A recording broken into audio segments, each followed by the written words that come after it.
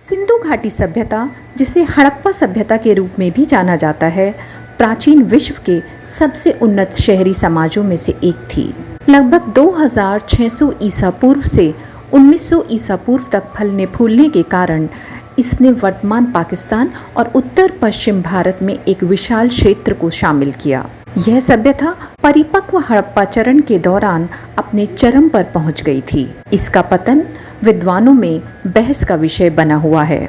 विभिन्न कारण इस समृद्ध सभ्यता के पतन के जिम्मेदार रहे होंगे। पर्यावरणीय कारक, जलवायु परिवर्तन।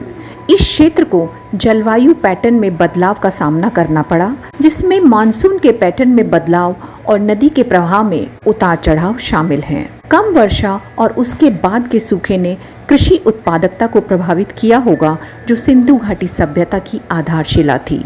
नदी प्रणाली में परिवर्तन। सिंधु और उसकी सहायक नदियों के मार्ग में परिवर्तन ने कृषि प्रथाओं के लिए महत्वपूर्ण सिंचाई प्रणालियों को बाधित किया हो सकता है।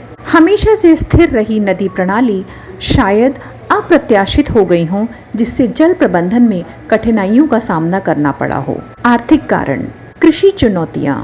एकल फसल व्यवस्था, मुख्य रूप से गेहूं और जौ पर निर्भरता ने सभ्यता को जलवायु और पानी की उपलब्धता में उतार चढ़ाव के लिए कमजोर बना दिया होगा। गहन कृषि पद्धतियों के कारण मिट्टी का क्षरण कृषि पैदावार में गिरावट में योगदान दे सकता है। व्यापारिक व्यवधान।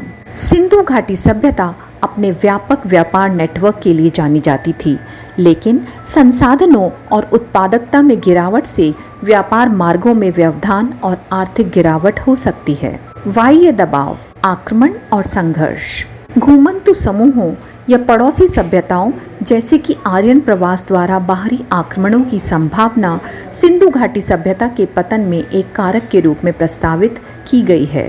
प्राकृतिक आपदाएं। पुरातात्विक साक्ष्य बताते हैं कि इस क्षेत्र ने भूकंपीय गतिविधि का अनुभव किया और भूकंप जैसी प्राकृतिक आपदाओं की घटना ने बुनियादी ढांचे और सामाजिक व्यवस्था के पतन में योगदान दिया होगा। सभ्यता का परित्याग और विरासत। शहरी क्षय। सिंधु घाटी सभ्यता के कई शहरी केंद्र बुनियादी ढांचे और सार्वजनिक भवनों के क्षय के साथ क्रमिक परित्याग का संकेत देते हैं। विरासत और निरंतरता। पतन के बावजूद सिंधु घाटी सभ्यता के कुछ पहलू आज भी बने हुए हैं, जिसने भारतीय उपमहाद्वीप में बाद की संस्कृतियों को प्रभावित किया है। यदि आप किसी और विषय के बारे में जानना चाहते हैं तो कृपया कमेंट बॉक्स में लिखें। धन्यवाद।